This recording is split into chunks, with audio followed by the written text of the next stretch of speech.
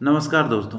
मैंने जब पूछा कि जब भारत के पास 2% लोगों के पास ही गाड़ियां हैं तब भारतीय सड़कों में इतनी दिक्कतें हो रही है, तो आने वाले समय में जब अधिक लोग गाड़ियां खरीद लेंगे तब कितनी दिक्कत होगी। हमने क्योंकि इंफ्रास्ट्रक्चर उतना तैयार किया नहीं है।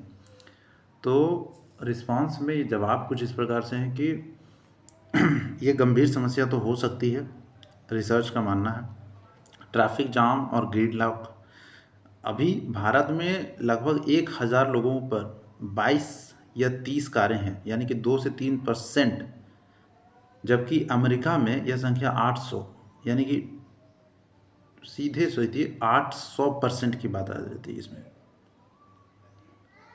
या 80%, सॉरी 80%। और चीन में 200। तो अगर यह संख्या 10% भी बढ़ जाती है भारत में, यानी कि हर एक 1,000 लोग पे 100 कारें हो जाती हैं, तो मौजूदा शहरों की सड़कों पर गाड़ियों को चलाना नामुमकिन हो जाएगा, लिटरली नामुमकिन हो जाएगा। तो इंफ्रास्ट्रक्चर की सीमा है हमारे पास, कह सकते हैं कि बहुत ही सीमित स्तर पे डेवलपमेंट है। शहरों में सड़कें चौड़ी करने की सीमा होती है शहर में, क्योंकि बहुत सारी बड़ी बड़ी इमारतें होती हैं, तो बहुत ज़्यादा उसमें एक्सपेंस करना पड़ता है, खर्च करने पड़ते हैं।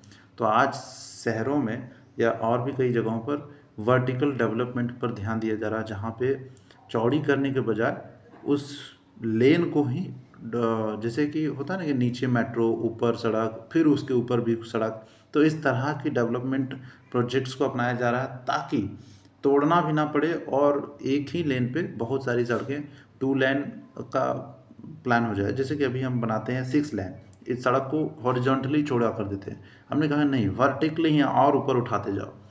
तो इस तरह के प्रयोग हो रहे हैं आजकल, और बड़े बड़े मेट्रोपॉलिटन सिटीज़ में तो आज हो रहे हैं, जैसे दिल्ली, बॉम्बे, चेन्नई इत्यादि इत्यादि। तो पब्लिक ट्रांसपोर्ट ही एकमात्र समाधान रह जाएगा फिर, जैसे कि मेट्रो एक्सपेंशन और आरआरटीएस।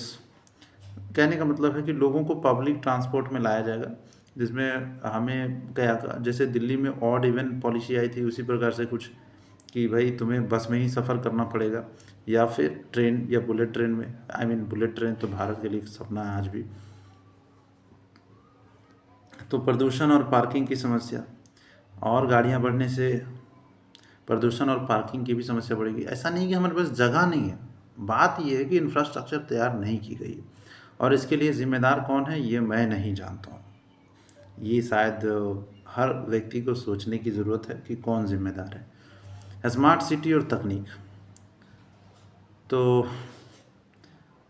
ठीक है, मतलब देख लीजिए आप।